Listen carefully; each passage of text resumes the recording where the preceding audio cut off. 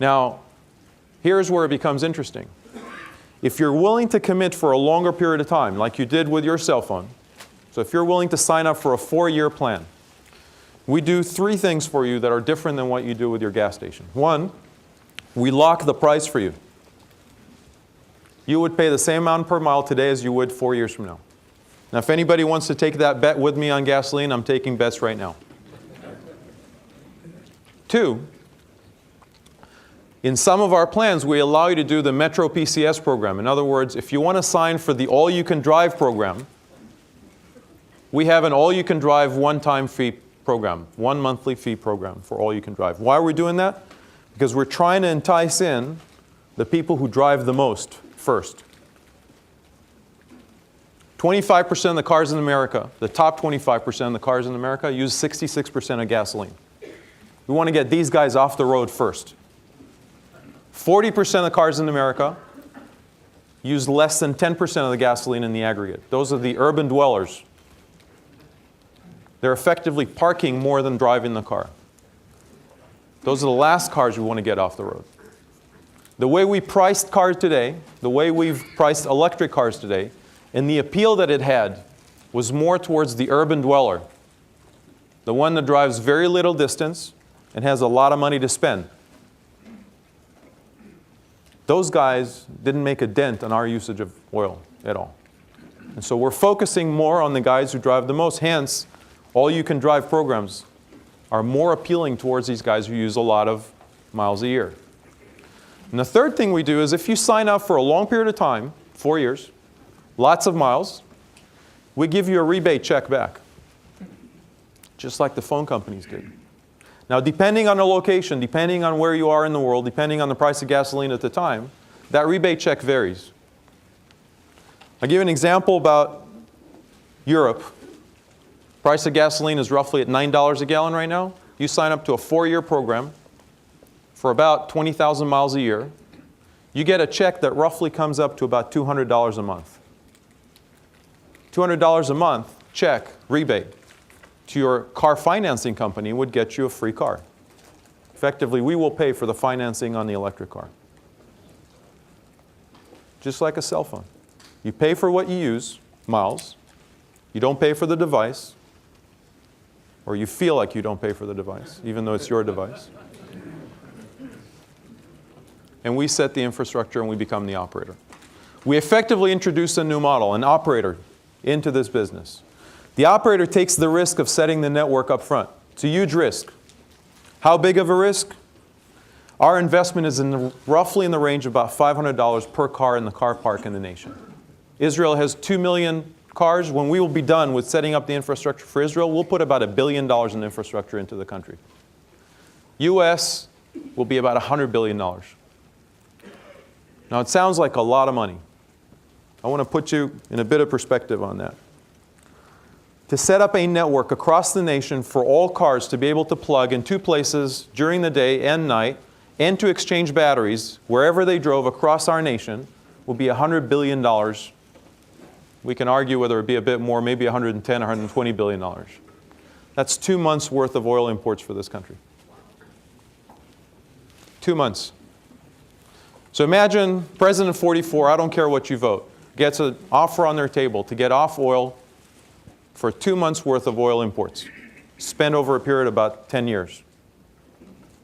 If they really want to make an impact, they can spend it over a period of about 4 years. So that by the time they're done with their first term, it's done. How long should they think about that question? The amount of energy it requires, it puts a new additional set of electrons that need to be put on the grid. In Israel, we're adding all the electrons from renewable sources. We're effectively pre-buying solar generation at the same amount as we're going to use for these cars. So in Israel, we've actually gone and identified a region in the south of the country, drew that circle around and said, we're going to put a major solar thermal power plant that will generate exactly the same amount of electrons as every car in Israel will need. We went into the government and said, we'd like to do that. We'd like to put the plant ourselves. And they said, that's a lot of land. And we drew it again. He said, we're going to put a plant right here. We're going to pay the money. It's a lot of land. I said, well, what if I told you we could dig into the ground and find oil that will serve all the cars in the country for the next 100 years? And they said, we tried. There is no oil.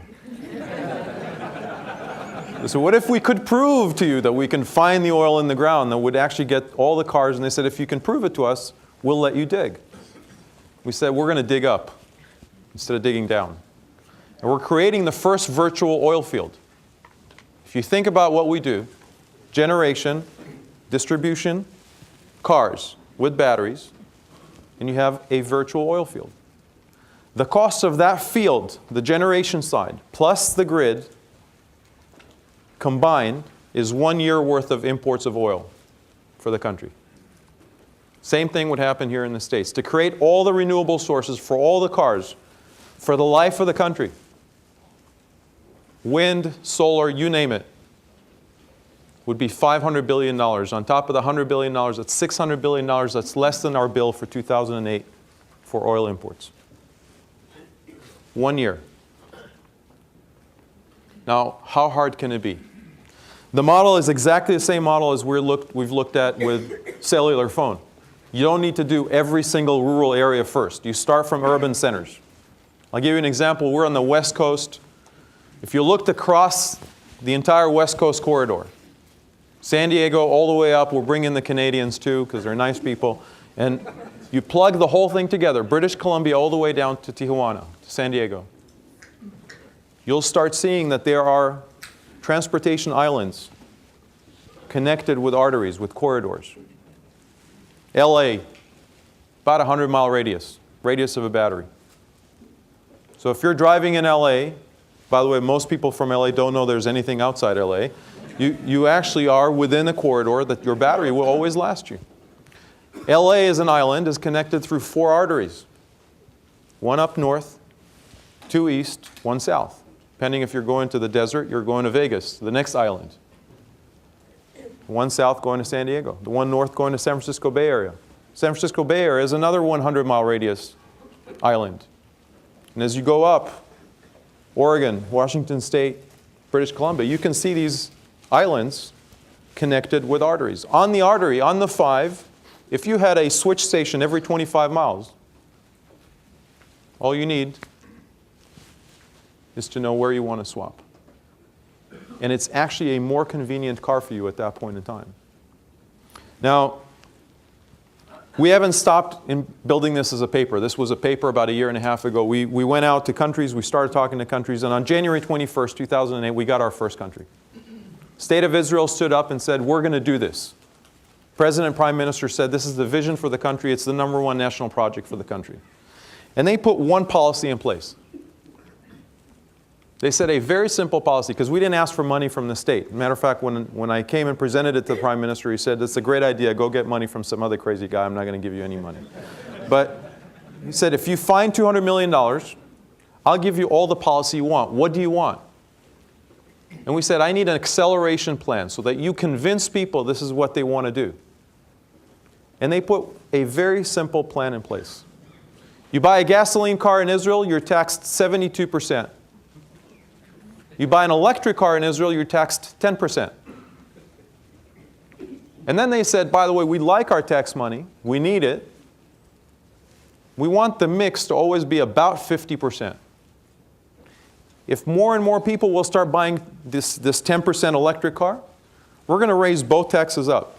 But we're going to keep the difference 60% until we get to 50 and 110. When we get to 50, 110, that means nobody's buying gasoline-based cars. And if you are buying a gasoline-based car, you must be stupid. You should pay 110%. And they left it. That's the only policy they put in place. That's it.